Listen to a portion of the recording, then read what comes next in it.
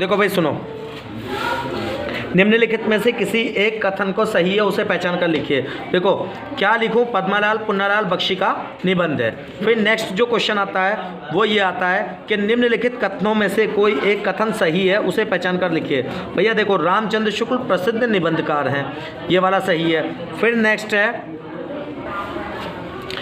है निम्नलिखित कथनों में से कोई एक कथन सही है, तो डॉक्टर नागेन ख्याति प्राप्त सम आलोचक हैं। फिर नेक्स्ट वाला है निम्नलिखित कथनों में से कोई एक कथन सही है उसे पहचान कर लिखिए, तो डॉक्टर रामविलास शर्मा जाने माने आलोचक थे। ठीक है, फिर इसका भी यही है कि निम्नलिखित कथनों में से कोई एक कथन सही है, तो इस पत्रिका के संपादक मुंशी प्रेमचंद थे। जो हंस पत्रिका थी उसके संपादक कौन थे? मुंशी प्रेमचंद। फिर नेक्स्ट क्वेश्चन है निम्नलिखित कथनों में से कोई एक कथन सही है उसे पहचान कर लिखिए, तो भैया देखो महावीर प्रसाद द्विवेदी सरस्वती पत्रिका के संपादक थे, ये क्वेश्चन आंसर सही है। फिर नेक्स्ट आता है क्वेश्चन, नेक्स्ट क्वेश्चन है निम्नलिखित कथनों में से कोई एक कथन सही है उसे पहचान कर लिखिए, तो आकाशदीप जयशंकर प्रसाद की कहानी संग्रह है, बिल्कुल ठीक है। त्यागपत्र के लेखक का नाम बताइए। भैया त्यागपत्र के जो लेखक थे वो थे जनेंद्र कुमार। फिर जहाज का पंछी किसकी कृति है? ये जहाज का पंछी जो है ईलाचंद्र जोशी की कृति है। किसकी है? ईलाचंद्र जोशी की। अब अगर नेक्स्ट की बात करते हैं हम, नेक्स्ट की अगर बात करते हैं तो अगर आप इसको देखते हो तो ये है कलम का सिपाही के रचनाकार कौन है? ये इंपॉर्टेंट है और ये 12th के लिए भी। तो कलम का सिपाही के रचनाकार हैं अमृत रॉय। कौन है? अमृत रॉय। उसने कहा तक किस विधा की रचना है? उसने कहा तक कहानी विधा की रचना है। किसकी? कहानी विधा की रचना। देखो ये था ना, उसने कहा था किस विधा की रचना है, तो उसने कहा था कहानी विधा की रचना है। फिर आचार्य रामचंद्र शुक्ल की रचना कौन सी है? चिंतामणि। इसमें से आचार्य रामचंद्र शुक्ल की रचना कौन सी है? चिंतामणि। ठीक है, उपन्यास सम्राट माने जाते हैं। भैया मुंशी प्रेमचंद को उपन्यास सम्राट का दर्जा प्राप्त है। ठीक है, नेक्स्ट है सरस्वती किस युग की पत्रिका थी? तो सरस्वती किस युग की पत्रिका है? द्विवेदी युग की। किसकी है? द्विवेदी युग की। ठीक है, स्मृति की रेखाएं किसकी कृति है? स्मृति की रेखाएं महादेवी वर्मा जी की कृति है। अब नेक्स्ट वाला क्वेश्चन है निम्नलिखित में से जीवनी है। भैया कलम का सिपाही जो है वो एक जीवनी है। ठीक है, क्योंकि अनाम दास का पोथा ये उपन्यास है और कलम का सिपाही क्या है? जीवनी है। अब वो कहता है हंस पत्रिका के संपादक कौन थे? भैया हंस पत्रिका के जो संपादक थे वो थे मुंशी प्रेमचंद। फिर है निम्नलिखित में से कौन सी पत्रिका नहीं है? भारत दूरदर्शा ये पत्रिका नहीं है, क्योंकि आनंद कुदुम्बनी पत्रिका है, सरस्वती पत्रिका है, इंदु भी पत्रिका है, लेकिन भारत दूरदर्शा एक कृति है। तो भारत दूरदर्शा क्या है? पत्रिका नहीं है, क्योंकि उसने पूछा है पत्रिका नहीं है। नेक्स्ट पूछा है नदी के दीप किसकी रचना है? तो नदी के दीप जो रचना है वो आज्ञे की रचना है। ठीक है, फिर नेक्स्ट है उपन्यास विधा की रचना है। भैया उपन्यास विधा की रचना है। उपन्यास क्या है? शेखर एक जीवनी, ये एक उपन्यास है। ठीक है, फिर है उपन्यास विधा पर आधारित रचना है। गोदान जो है ये उपन्यास है। ठीक है, चंद्रगुप्त, अशोक का फूल, चिंतामणि ये अलग कृतियाँ हैं, लेकिन गोदान जो है ये उपन्यास है। और ये किसका उपन्यास है? ये मुंशी प्रेमचंद का उपन्यास है। नेक्स्ट है आचार्य रामचंद्र शुक्ल की प्रसिद्ध लेखन विधा कौन सी है? तो उसने निबंध भी लिखे आचार्य रामचंद्र शुक्ल जी ने, आलोचनाएं भी, साहित्य इतिहास, तो ये सभी आएगा। ठीक, नेक्स्ट है रामचंद्र शुक्ल के नाम पर हिंदी साहित्य के किस नामांकरण किया गया है? तो शुक्ल युग को नामांकरण किया गया है। नेक्स्ट है रामचंद्र शुक्ल की कहानी कौन सी है? भैया आचार्य रामचंद्र शुक्ल की कहानी है 11 वर्ष का समय। अब नेक्स्ट क्वेश्चन पे आ जाते हैं। नेक्स्ट क्वेश्चन है ये अभिमन्यु वध खंड काव्य के रचयिता हैं। तो अभिमन्यु वध खंड काव्य के रचयिता जो हैं वो रामचंद्र शुक्ल जी हैं। ठीक है, फिर मित्रता निबंध के अनुसार विश्वास पात्र मित्र है। भैया जीवन की एक औषधि के समान है। ठीक, ये क्वेश्चन जो है आपका मित्रता नामक चैप्टर में से लिया गया है कि विश्वास पात्र मित्र जो है जीवन में एक औषधि के समान है। सबसे भयानक ज्वार क्या है? कुसंग का ज्वार सबसे भयानक है। ये आपके चैप्टर वाइज क्वेश्चन आने लगे। नेक्स्ट क्वेश्चन है मित्रता की धुन कब सवार रहती है? जब हम छात्र जीवन में होते हैं ना, जैसे आप लोग अभी सभी हो छात्र जीवन में, तो छात्र जीवन में मित्रता की धुन सवार रहती है। नेक्स्ट है भाई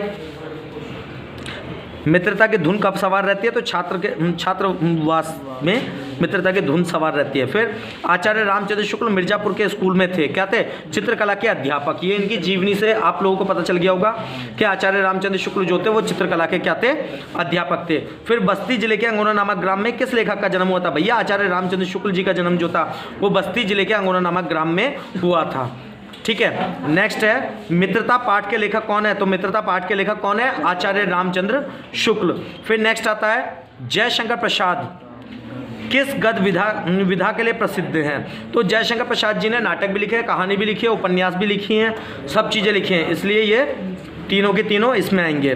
फिर काव्य कला और अन्य निबंध किसकी रचना है? भैया काव्य कला और अन्य निबंध किसकी है? जयशंकर प्रसाद जी की रचना है।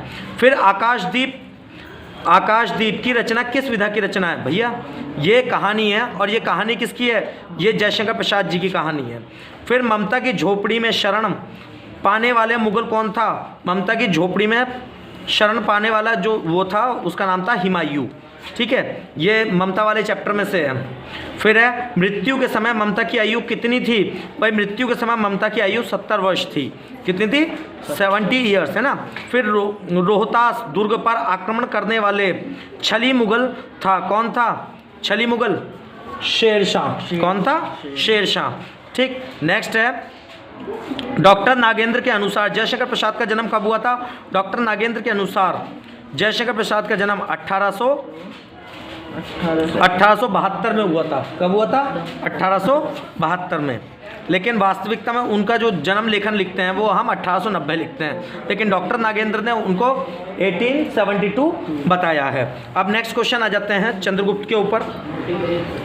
देखो नेक्स्ट क्वेश्चन है हमारा, चंद्रगुप्त किस विधा की रचना की थी? तो चंद्रगुप्त जो था जयशंकर प्रसाद जी का एक नाटक था। चंद्रगुप्त क्या था? जयशंकर प्रसाद जी का एक नाटक था। फिर जयशंकर प्रसाद का जन्म स्थान कहाँ माना जाता है? भाई काशी में हुआ था जयशंकर प्रसाद जी का जन्म स्थान।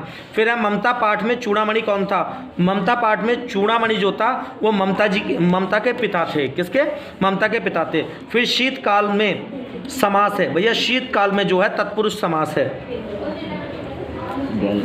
अभी हमने बताया था शीतकाल में समास है। भाई शीतकाल में कौन सा समास है? तत्पुरुष समास है। ठीक है, फिर है डॉक्टर राजेंद्र प्रसाद को भारत के किस सर्वोच्च सम्मान से अलंकृत किया गया था? तो डॉक्टर राजेंद्र प्रसाद को भारत रत्न से अलंकृत किया गया था। फिर है मेरी आत्मकथा के लेखक कौन है? मेरी आत्मकथा, इसके लेखक कौन है? इसके लेखक हैं डॉक्टर राजेंद्र प्रसाद। कौन है? डॉक्टर राजेंद्र प्रसाद। एक बाबू गुलाब राय ने भी लिखी है आत्मकथा। ठीक है, इसके अलावा डॉक्टर राजेंद्र प्रसाद की कृति है। भाई शिक्षा और संस्कृति जो है डॉक्टर राजेंद्र प्रसाद की कृति है। नेक्स्ट है एक ये इंपॉर्टेंट क्वेश्चन है, और इंपॉर्टेंट क्वेश्चन क्या है? कोस कोस पर बदले पानी चार कोस पर बानी कहावत किस पाठ से ली गई है? भाई कोस कोस पर बदले पानी चार कोस पर बानी कहावत किस पाठ से ली गई है?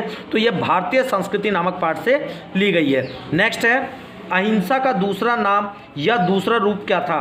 तो ये अहिंसा का दूसरा रूप जो था वो त्याग था। फिर है यदि पृथ्वी पर स्वर्ग कहीं है तो यही है,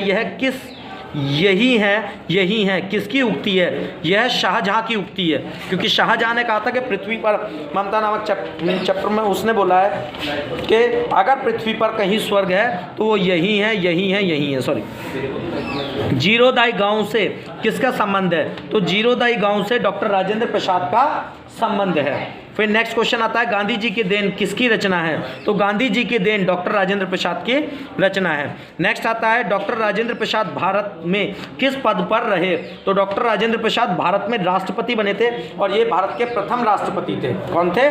भारत के प्रथम राष्ट्रपति। नेक्स्ट है आध्यात्मिकता में प्रत्यय है। आध्यात्मिकता में एक जो है वो प्रत्यय है। पहाड़ काटकर बनाई जाने वाली भारत की सबसे प्राचीन गुफा कौन सी है?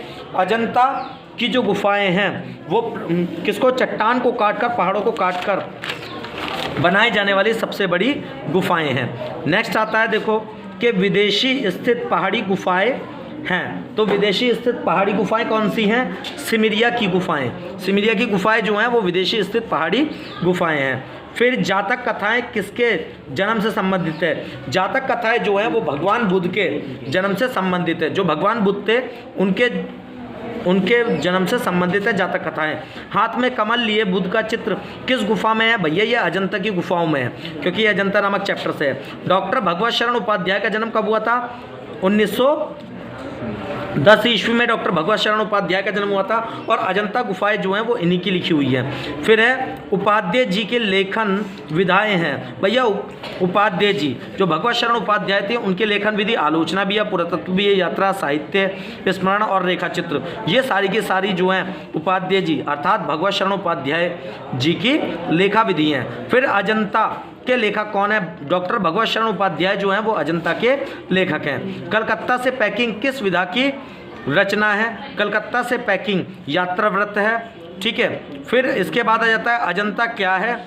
अजंता गुहा मंदिर है। क्या है? गुहा मंदिर है। फिर पर्वतमाला में कौन सा समास है? भैया पर्वतमाला में तत्पुरुष समास है।